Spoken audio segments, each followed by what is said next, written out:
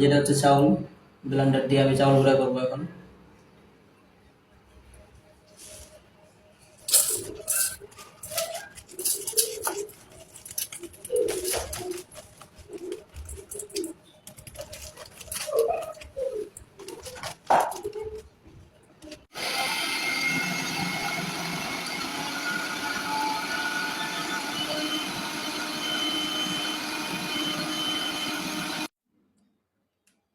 এই যে powder already হয়ে গেছে, আরো কয়েকবার দিলেই পাউডার হয়ে যাবে।